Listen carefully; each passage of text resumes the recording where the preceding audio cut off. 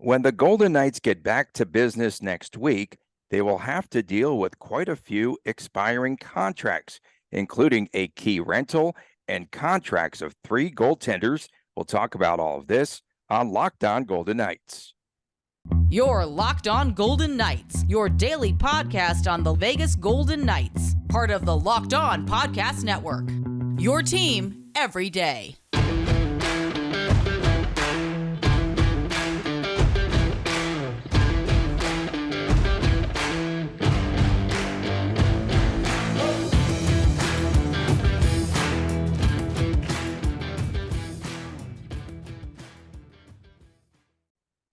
Hi again, everyone. Tony Cardasco and Chris Golick from Las Vegas, the home of the Stanley Cup champion Vegas Golden Knights. Thanks for making us your first listen each and every day. Follow us on YouTube, Locked On Golden Knights. Bandwagoners are accepted, so please, again, subscribe there at Tony Dasco, at TD Chris G, at Locked On VGK on Twitter. And we are brought to you today by the Gametime app. Just download the Gametime app, create an account, and then use the code Locked On for $20 off of your first purchase.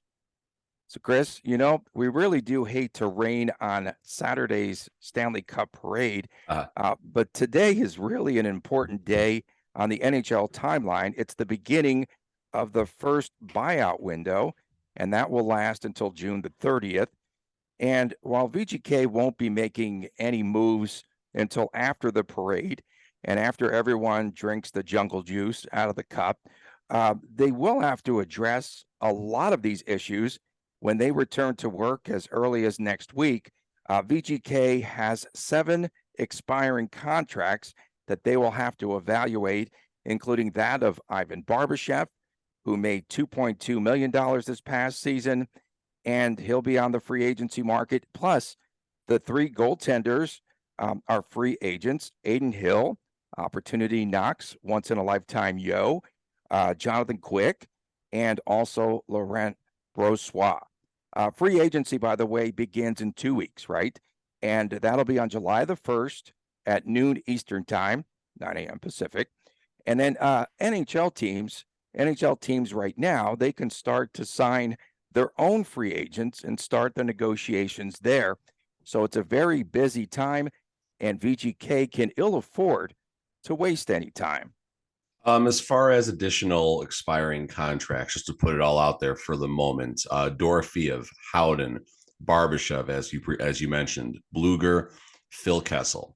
Just real quick gut reaction. If you look at Bluger and Kessel, I think those two are as good as gone.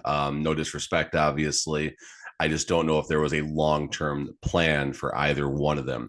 If Kessel's willing to hang out on him in contract because he likes the desert, okay, fine. But outside of that, I don't see a world where Bluger and or Dorofeev come back. Braden Pahal on the defensive side is going to be a restricted free agent. RFA deals usually are a little bit easier to get worked out, and get worked out usually sooner than later. Like besides Nick Hague, I guess that was a different situation. Goaltender side, Brossoit, Hill, Jonathan Quick. Quick, I think, rides off to the sunset. I don't see a path for him to being on any active roster next season, let alone the Vegas Golden Knights. Although maybe there's a role for him in some type of coaching, advisory role, special assistant. I mean, who knows? He got such high marks from his cohorts, if you will. Current situation for the Vegas Golden Knights. This is all according to Cap Friendly, of course, folks. Right now, the projected VGK cap hit is $80 million and crumbs. There's $3.4 million in projected cap space. There is an additional $5 million in projected LTIR, which basically is Robin Lehner at the moment. So at this second, let's just pretend Robin Lehner's out of the picture. I'm assuming we're going to talk about options with him sometime in this segment as well.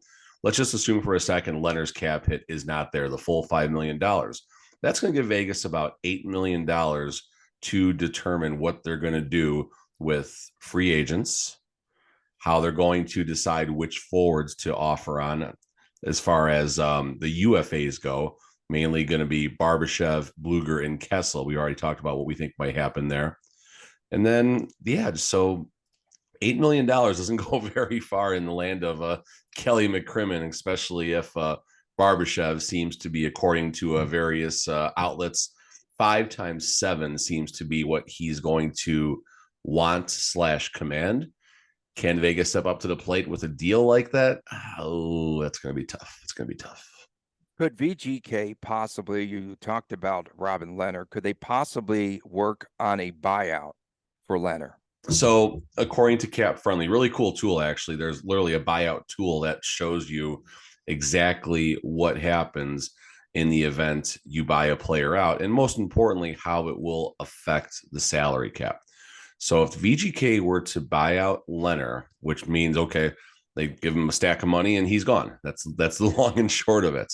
There is going to be a penalty or a cap hit against the Vegas Golden Knights that will have 4 years of negative impact. The first year is actually the smallest hit. It would only be $750,000. Keep in mind the salary cap only goes up $1 million this season, so that would be a net growth, if you will, of $250,000. Okay. Next season, $2.25 million against the salary cap. The following 2 seasons, 1.75, 1.75. So basically, if VGK were to buy out Robin Lehner, it would cost the VGK in the next 4 seasons $6.5 million against the salary cap. Next year is the smallest hit. The following year is the biggest hit, and then 175 for the third and fourth season. So, it doesn't sound like that much money, right? I mean, what's 750,000 when we're talking, 83, 84, $85 million. It's not even 1%, right? So, but it does add up. And the Vegas Golden Knights, for better or for worse, they are right up against the salary cap. Thankfully, this season we were able to we were able to roster 20 skaters every single game. Whereas in the previous 2 seasons, I believe we did not have that same opportunity due to the salary cap. And most notably, we always go back to the game in the COVID year where the Golden Knights basically played a winner-take-all game against the Colorado Avalanche, and they couldn't dress 2 forwards that game because of, Kolesar was line 4. I remember watching all the line rushes coming out. Kolesar was line 4 that game. And, so is buying out Lehner an option? Sure. Are there other ways he might not be on this team next season? I think that's also something that we might probably dive into at some point. Yeah, but he does not have any trade value right now, and he's in a lot of trouble with the law. Is there any way that they could negate his contract? I read there's a bunch of people talking about the morality clause, and the verbiage is kind of similar of, the same thing a lot of us signed if you're a traditional employee, where you'll hold the company in high regard. You're not going to do things that affects the word branding isn't used, but it's stuff like that. I mean, at the moment, Lehner does have some charges right now. I'm not too vast into this, too deep into this as far as exactly what's happening, but he's being accused of fraud. He's got, mounting financial troubles happening right now. But as of this moment, these are just charges. He hasn't had his opportunity in court, nor has he entered any type of plea. So, once all this does get ironed out, obviously that's when, a determine on his guilt in all of this will be determined. But, as of this moment right now, he's simply being charged with some things. So I don't see any of those morality clauses or anything like that having any weight in this circumstance. And, no disrespect to his situation. I do feel for him and, certainly his family and his kids and all that, who's watching this play out publicly. But he's going to need to get paid. I mean, when you're having financial trouble, you got to go to work, and that's how you make your money. And, showing up at work, being able to pass a physical and being able to do his job, not saying how well he does his job, but being able to do his job will at least keep him earning income from the Golden Knights. And then, who knows what happens if he shows up, he passes a physical, he doesn't play well, he gets optioned out to, he gets waived. Silver Knights, he go kind of like what Laurent Brossoit did. But, Brossoit did all this, I think, at a $2 million contract or something like that versus, a $5 million contract.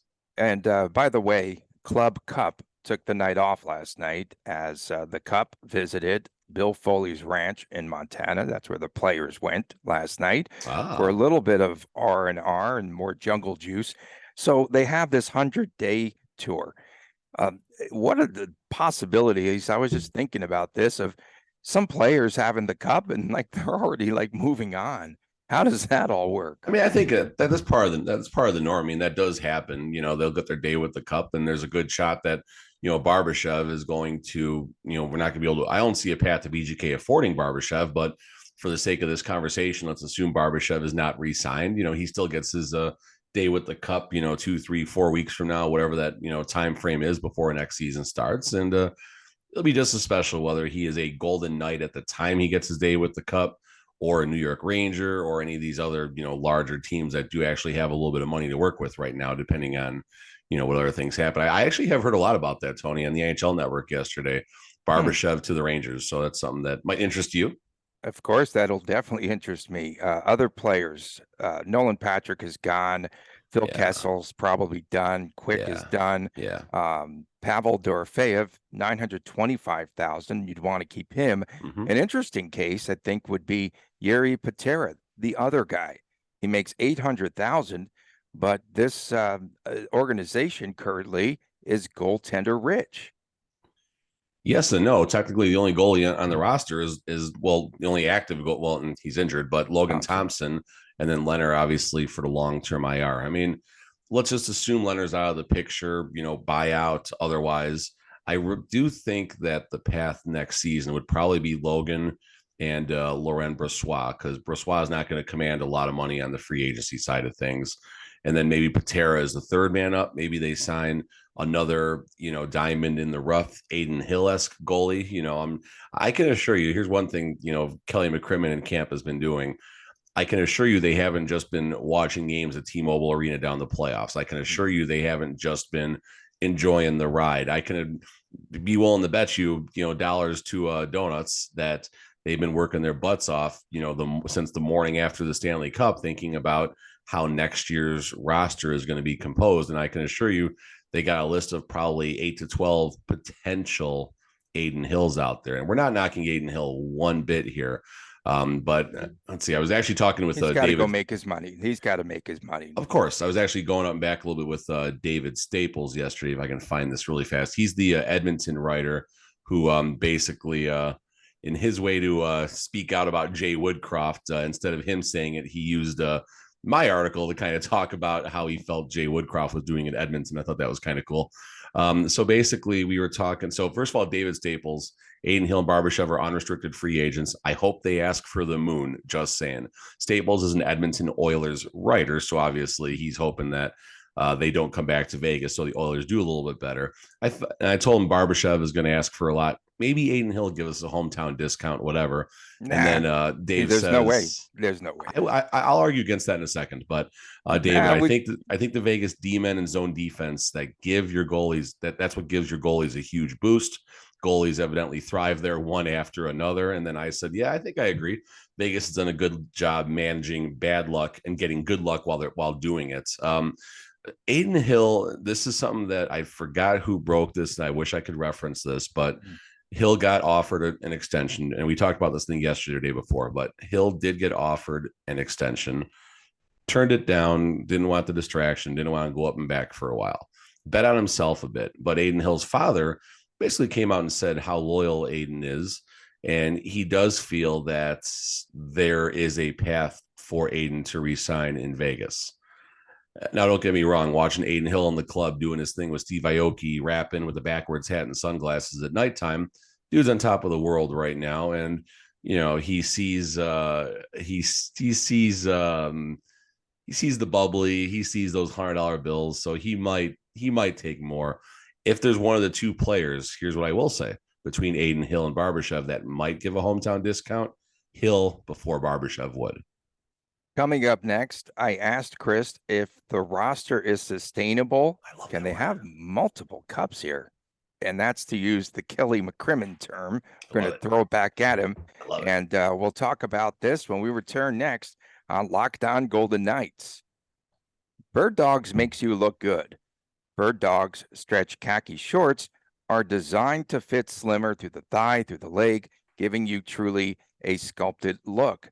They do the same exact thing as Lululemon, but they fit much better. They fit way better than regular shorts that are made of stiff, restricting cotton. Bird Dogs fixed this issue by inventing something called cloud knit fabric that looks like khaki, but it stretches so that you look like you have a much slimmer fit without having to sacrifice movement. Go to birddogs.com/lockedonnhl, enter the promo code LockedOnNHL for a free Yeti style tumbler right there, pictured. And of course, you can get this with your first order. That's birddogs.com/lockedonnhl. And this is for a free Yeti style tumbler. You won't want to take your Bird Dogs off. We promise you. Welcome back to Locked On Golden Knights. Tony Cardasco and Chris Golick from Las Vegas. Thanks for making us your first listen each and every day. Go to that YouTube channel, please, and subscribe. Coming up, of course, later on in the show, WTF, What the Friday. Stanley Cup edition. The Stanley Cup edition. Everything is Stanley Cup edition. Everything is Stanley Cup edition. Exactly. Earlier this week, Chris, on the way out, I just posed out a question to you about whether the success of winning the Cup in 6 is, to use that term that Kelly McCrimmon used way early in the season, is sustainable. Is it more sustainable now than in 2018 when McPhee and McCrimmon are addressing the media, by the way, today? Wow, so everyone's coming back on the plane? Yeah, they were in Montana. That's a quick little roundabout. Maybe they didn't leave. Maybe it was just the players. So, again, they traded away some of the favorite VGK players, and they couldn't win, in their estimation, long-term. Sustainability in the future. Is this a team that could repeat again? And maybe do they have another cup within the next 6 years with this roster? Is it sustainable? Let's set the table here. So sustainable is a word that came up probably around season 3, is in season 4, when Kelly McCrimmon addressed why they made some very big changes after season 1. In Kelly McCrimmon's words, that roster was unsustainable. You had multiple players having career seasons. You cannot bank on, for lack of a better term, a bunch of line 3 players playing like a bunch of line 1 superstars for long term. It's not going to happen. Of course, players have blossomed into that role, but you can't bank on 9 of your 12 forwards just having the best season of their lives year over year. Kelly McCrimmon makes the decision to start recycling the roster and bringing in players who might have long-term sustainability. So as far as this current roster, who is sustainable, what's not sustainable, let's just take a look at who has 2 or more years remaining on their contract. And these are going to be more of our players who are part of the core, so to speak. Riley Smith, 2 years. Eichel, 3 years. Mark Stone, 4 years. William Karlsson, 4 years. Tony, 4 more years at Karlsson. How cool is that? Nick Waugh, 4 years. That's actually going to wind up being a better deal than I thought it was going to be, which that's a good thing. Kolesar's got 2 years. Cotter's got 3 years. As far as our players that have 1 year left, these are only forwards at the moment. Marchessault, Stevenson, Carrier are on the final years of their contracts. Defensive side, Alec Martinez, final year. There's one player I might see Vegas shipping in the offseason from the defensive court. Could be Martinez, but that's another story for another time. Ben Hutton, Keaton Korczak will be on their final year of their upcoming contracts. So again, Pietrangelo, 4 more years. Theodore, 2 years. McNabb, 2 years. 5 years for Zach Whitecloud. Oh, that's such a nice deal. Nick Hague, 2 years. So most of these players are coming back. So as far as from an expiring contracts only perspective, yes, this roster is sustainable. Now let's dig a little bit deeper. At the age of some of these players, they're crawling into those 30s, those weird mid-30s, lower 30s numbers. Once you get on the wrong side of 30, some people, not everybody, at least I've been breaking down since I turned 30, but I'm not a professional athlete. But many of these players will be on the wrong side of 30, some on the wrong side of 34, 35. with these long contracts. I heard a great term yesterday.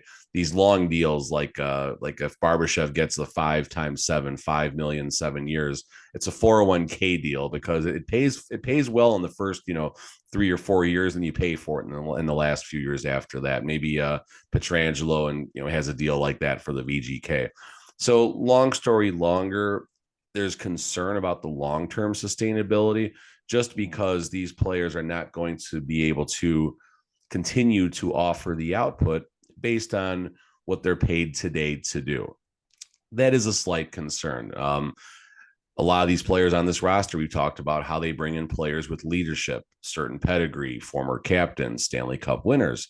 Well, if you're a Stanley Cup winner, that means you are potentially playing over 100 games in a season. Alec Martinez twice, Ivan Barbashev twice, Chandler Stevenson twice. These are all players, Jonathan Quick 3 times now, Phil Kessel 3 times now. These are all players, obviously, that have played a lot of Stanley Cup finals games, a lot of NHL games. They're going to wear down.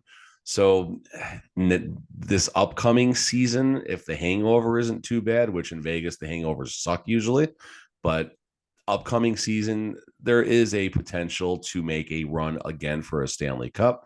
Season after that, with a lot of these other players being on the back end of these long contracts, I could see the 2024-25 season where things do start to, McCrimmon and McPhee need to start thinking, if they're still around, I hope they are, as far as running the team. That's where they start, thinking about a possible rebuilds and looking at the future.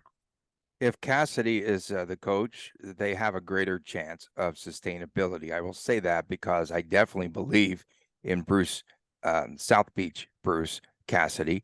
And so do we know how long his contract is? Was it a 3-year deal? And can they extend that here in the off season? You don't have to really get into all the nuts and bolts. No, I'm just curious. Go ahead. I'm just curious. Same here.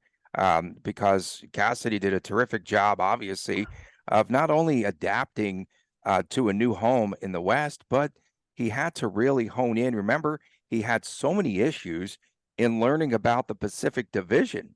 And luckily, he had John Stevens on the team. And I think that really helped out with his history and coaching with the Kings and knowing the division a little bit better. So, but he solved a lot of those issues. He solved, again, winning at home. He solved special teams. He solved everything. It's just unbelievable.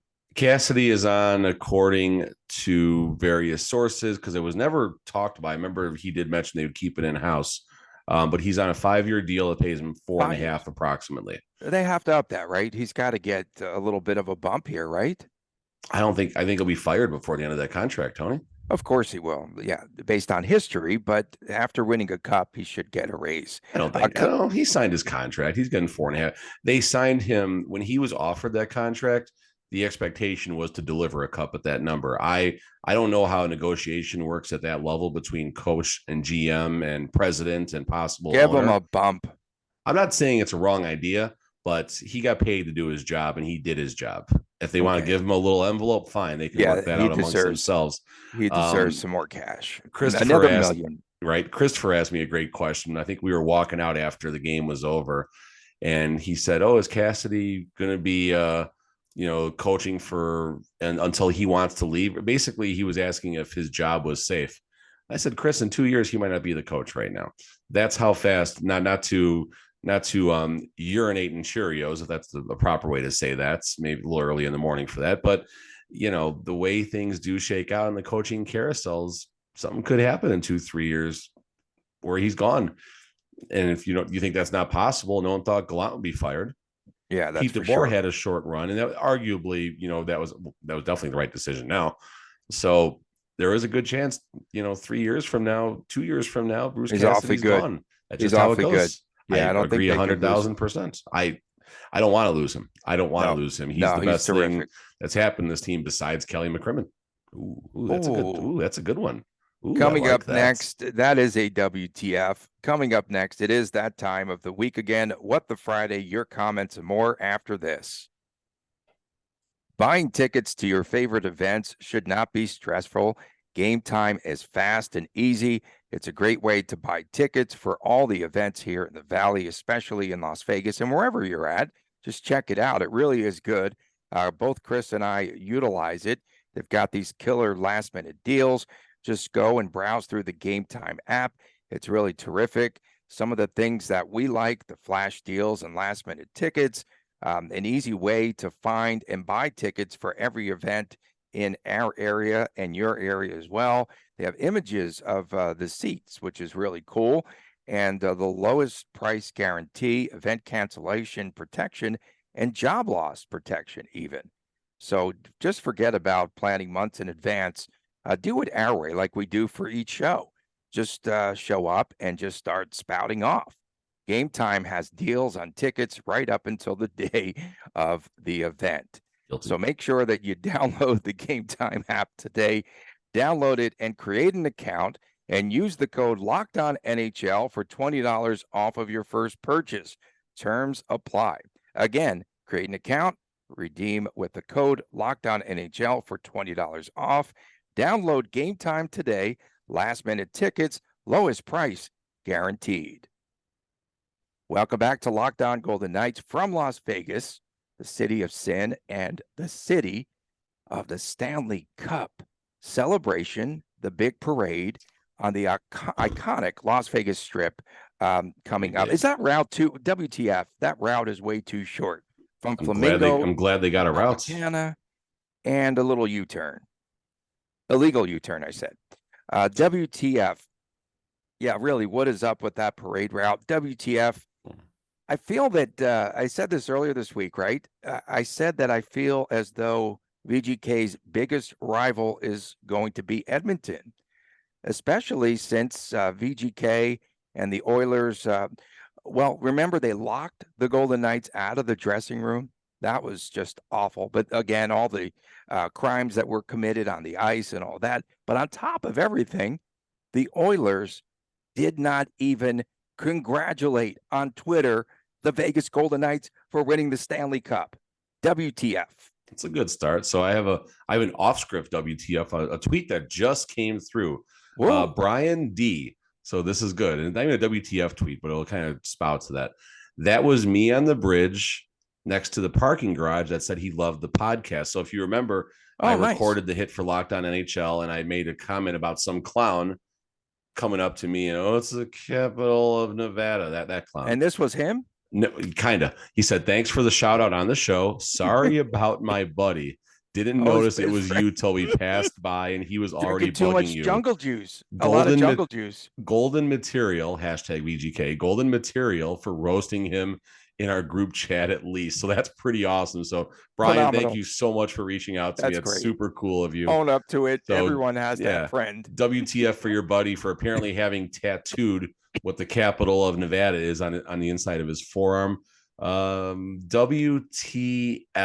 I just watched Alec Martinez hand the Stanley Cup to Jonathan Quick in a Golden Knights uniform. Huh?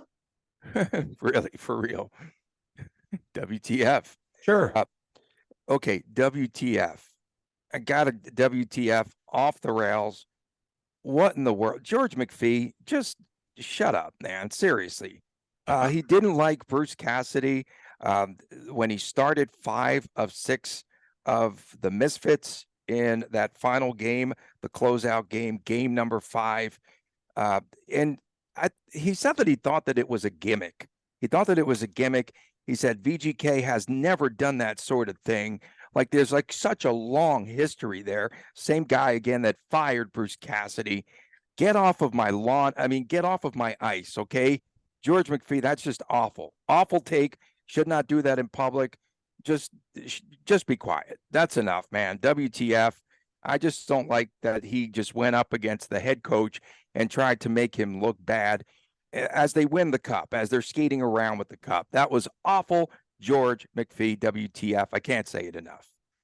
Yeah, that's unfortunate. I still haven't caught that soundbite. I'm real curious to see how that worked out. And they just actually released the video of him announcing the starting lineup before the game.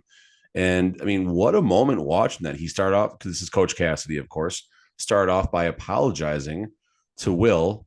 Didn't even say his last name on Carrier, because he doesn't know how to say it. And remember, guys, every time we say Carrier, YouTube tears us apart. Guys, we know it's Will Carrier. I promise. Even Tony, I promise. And you talked to Carrier about it. it. I did talk to Will Carrier about it. And he said he can call him anything. So it's a joke. It's a joke. Seriously, they're roasting us for that. Yes, that's hilarious. Yes. But once I respond, it's funny. Just but anyway, 4 lines like we usually do. Yeah, McPhee, no, shut up, McPhee. Come on, man, that's bad.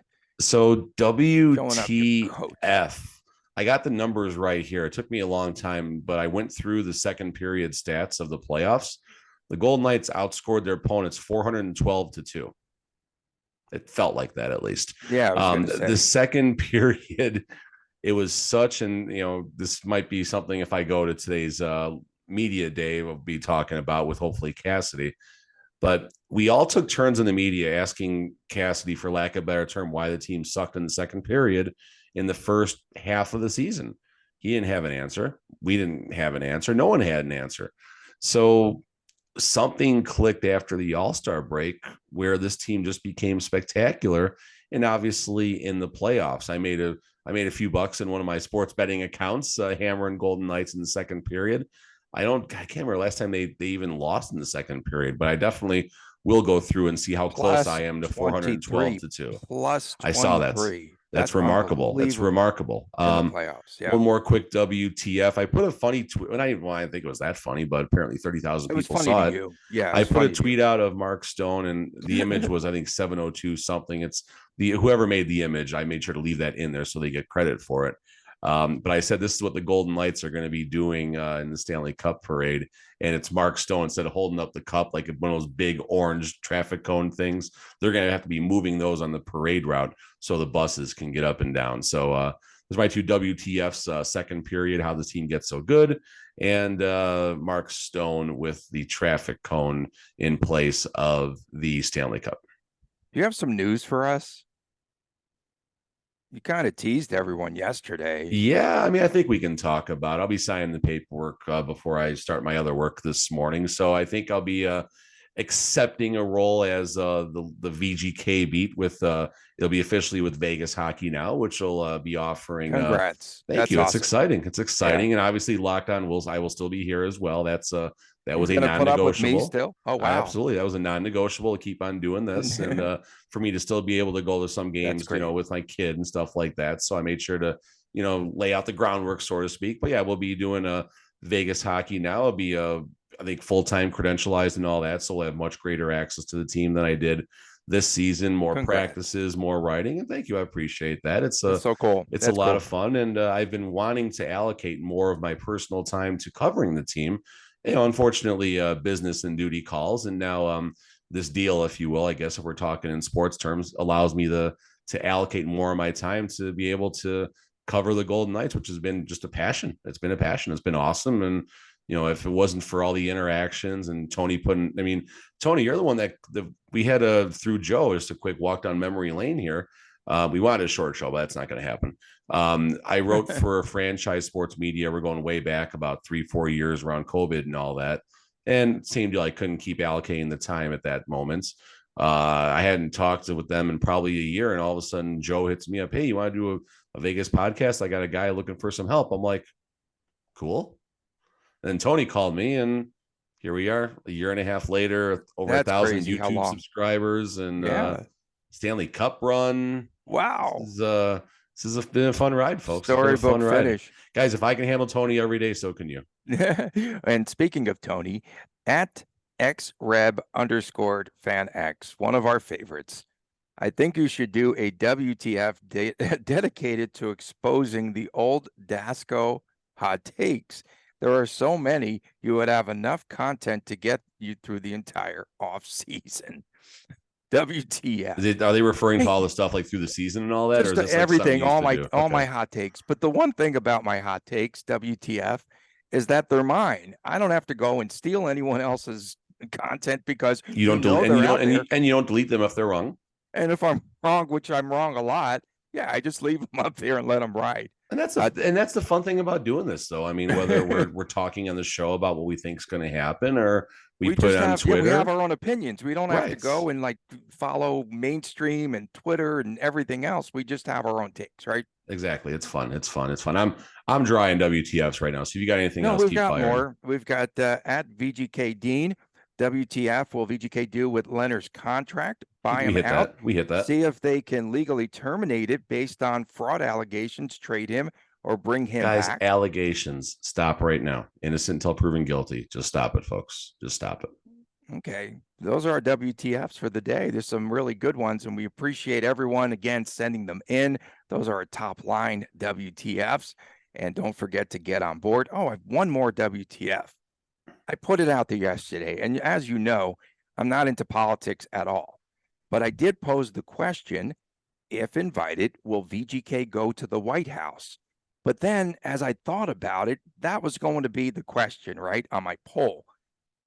But the question turned out to be, because Bill Foley donates so much money to the Republican Party, would he shoot that down?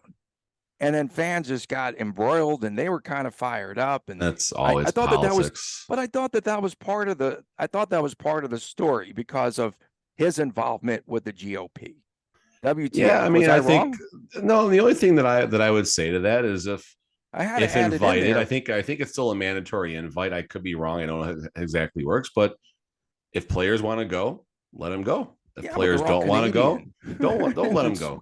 Or if they don't want to go, but I think it's important for no one to choose on their behalf. I think the players should individually be able to make their own decision. If the Golden Knights get invited and 4 players show up, let those 4 players go, because that's clearly a special moment, and that's okay. It's a special moment. If everyone else doesn't want to go, so be it. I put a real quick, I want to hit this regarding the parade. We normally get 300,000 people was the research I did for New Year's Eve. Whether that many people come on the strip or not. No, this year was up to, I think, as many as 400. It's really grown. Okay, but it's averaging typically about 300,000. Sure. So I put a Twitter poll out there. Over under 300,000 for the Vegas Golden Knights parade. 65-35, 65% said over, 200 votes. Honestly, I do think this has the potential. Everyone's talking about this. It is national mainstream attention. It's a national story right now. I do think there's going to be way more people than anticipated. Well, there's a lot of tourists too. That will be in town on a Saturday night. I'm concerned about the area in front of Toshiba Plaza, everyone wanting to get there, because only 8,000, 10,000, 11,000 people fit there. As of 6:36 a.m., there's nothing even been mentioned about season ticket holders getting an opportunity to check this out in some type of regard. So I'm a little upset about that, but Paint the Ice is Tuesday, so that's going to be fun. They're going to do that again. Okay. Tuesday. The first year they didn't do it or whatever. Remember early on, and I was screaming, I was on the radio ranting and raving, paint the stinking ice. I love Paint the Ice. It's so much fun. It's such a cool so that's environment. Next Tuesday? Tuesday, yeah, season ticket holders. And so on my poll, unscientific as it might be, 417 votes. Will VGK go to the White House if invited, even though Bill Foley is a staunch Republican, blah, blah, blah, blah, blah. Yes, 83%, no, 17%. And if you're going out to the parade on Saturday, make sure that you are safe. And there's that list, no drones, strollers, dogs in strollers, and no Mexican soccer fans are allowed on that parade route. For my man, Chris Golick, we appreciate everyone tuning in. Oh, the eye roll. We appreciate you tuning in. Thanks for making us your first listen, especially to our everydayers. We'll see you again on Monday right here on Locked On Golden Knights.